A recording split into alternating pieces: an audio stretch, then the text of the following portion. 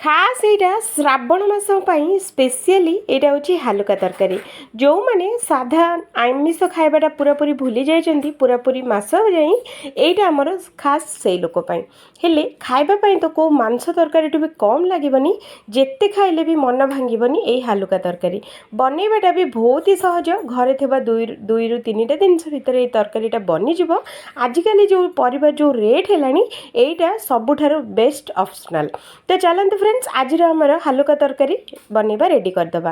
तो फ्रेंड्स मुझे नहीं जाइए 3टी सारू जो टी श्रावण मसरे सारू खिया जाए तो से मुझे 3टी सारू तो देखिपे सारू गुड़ा को मु बढ़िया से सिझे सारापर एमतीका चोपा आम सबूक छड़े नवा। तो देखो फ्रेंड्स चोपा छड़ेबाटा बहुत ही सहज देखिले ना। तो एमती करके सब चोपा गुड़ाक आम बाहर करनवा। जदि वीडियो को लाइक करने सांगे चैनल को सब्सक्राइब करना तो निहाती एबे कर दियंतु। तो देखो मु चोपा गुड़ाक बढ़िया से छड़े सारी एमती आपको पीस पीस करके काटि नवा। तो आपण मानक इच्छा अनुसार आपण मैंने काटि पारिबे बड़ कि छोट मु किंतु एठी एमती मीडियम साइज रो काटुची। तो देखो एमती पीस गुड़ाक काटिदेबे।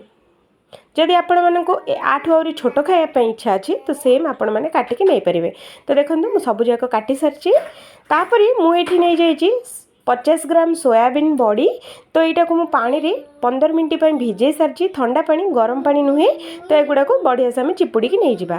तापर मुझे जाइए आधा कप दही। तो देखो फ्रेंड्स दही रे आम दबा आधा चामच आमर हलदी गुंड आधा चामच धनिया गुंड आउ आधा चामच ये लंका गुंड आपण मैंने राग को देखिकी आपण मैंने देपारे। ये सबूक मसलाटा को बढ़िया से आम गोलई दबा। तो देखो फ्रेंड्स एमती करके गोलैकी मसलाटा को रेडी करेंगे।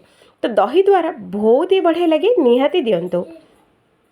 तो मुझे कढ़ई बसई सारी कढ़ई गरम हो सारापर 2 रु 3 बड़ चामच तेल ये आम गरम करवा। तेल गरम हो सारापर हाफ टी स्पून ये आम जीरा देदेबा।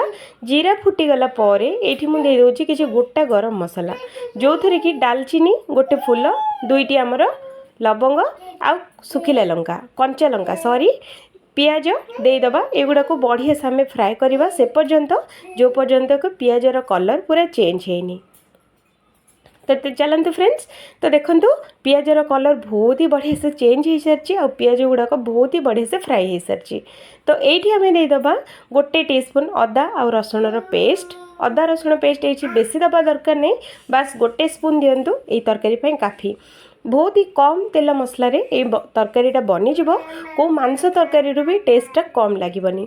तो ये मुझे दूसरी किसी बास्ना और टेस्ट अधिक आसापी भृसुंगा पत्र आपण मैंने थिले दे पारे ना भृसुंगा पत्र जगार आपण मैंने तेजपत्र भी ये ऐड करें। तो सबूक आम बढ़िया से फ्राए करनवा 2 रु 3 सेकेंड तापर ये देदेबा कि कटा होता टमाटो। टमाटो मुझे मीडियम साइज 2टी टमाटो आपण मैंने टमाटो देखिकी आपण मैंने देबे। जदि अधिक खाऊले अधिक दे पारिबे कम बेसी करें। तो टमाटो गुड़ा को बढ़िया से आम गोलई दबा। गोलई सारापर आपको सिझेवाई 5 रु 6 मिनट पूरा स्लो मीडियम रे आपको छाड़ीदबा। तो 5 रु 6 मिनट हो सारी। तो चलते फ्रेंड्स देखा आम टमाटो केमिति होइछि। तो देखो फ्रेंड्स टमाटो गुड़ाक बहुत ही बढ़िया से सिझी सारी देखिले ना। तो एमती सिझा टमाटर बहुत ही जरूरी। तो निहाती एमती थोड़े सिझेबे तो तरकारी ग्रेवीटा बहुत ही बढ़िया लगे। तो देखो टमाटो गुड़ाक ऑटोमेटिक गुंड हो सारी आमको गुंड करवा टोटाल दरकार नहीं। तो मुझे दे दूचे स्वाद अनुसार लुण दे सारापर यू आउ थे टिके नाकू बढ़िया से आम गोलई नवा। तो देखो फ्रेंड्स एमती करके गोलई नेबे। तो आमर टमाटर गुड़ाक बहुत ही बढ़िया से सिझी सारी। तो चलतु ये मुझे आगुरी जो गोलई रखी थी दही ये आम ऐड करवा। तो देखो फ्रेंड्स एमती करके ऐड करदे जेहेतु कि आम तरकारीटा ग्रेवीटा बहुत ही जूसी जूसी आउ क्रीमी क्रीमी हम। तो एमती जब आप बनइबे तो देखो यहाँ को बढ़िया से आम गोलई नवा। तो यहीटा को भी सिझेवाक आपको 5 रु 6 मिनट पूरा स्लो मीडियम रे घोड़े की छाड़ीदबा 5 रु 6 मिनट। तो देखो फ्रेंड्स 5 रु 6 मिनट हो सारी।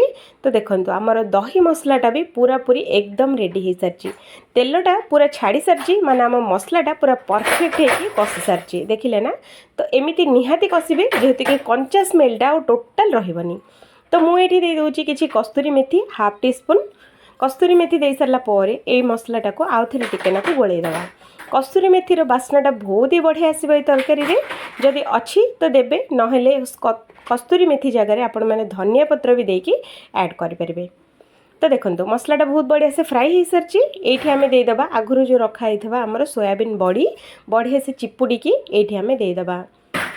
सोयाबीन बड़ी आपण मैंने चाहिए भाजिकी भी नहीं पारे किंतु आई मसलार कषिले यार टेस्ट बहुत ही बढ़िया आसो। तो से आपको भी 2 ରୁ 3 सेकेंड मसलार आम कषि नवा।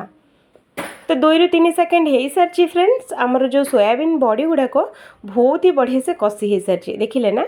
तो यार सोयाबीन बड़ीर कंचा स्मेल पूरा पूरी पलैलानी देखिले ना। तो एमती जदि सोयाबीन बड़ी को भाजिबे तो बहुत ही टेस्टी लगे। तो देखो सोयाबीन बड़ीटा को तो बहुत ही बढ़िया से कषि सारी मुझे दे आमर जो सीझा होता सारू ये देकी आपको आउ थे बढ़िया से आम गोल नवा। तरकारीटा बहुत ही बढ़िया लगे फ्रेंड्स निहाती थरे बनातु रुटी परोटारे केतेबेले आपण 2 पट अधिक खाईदेबे आपण मैंने भी जानीपारे। तो गर्मा गरम रुटी संगे गर्मा गरम तरकारी दिंतु पूरा स्वादटा पूरा पूरी अलग आसो।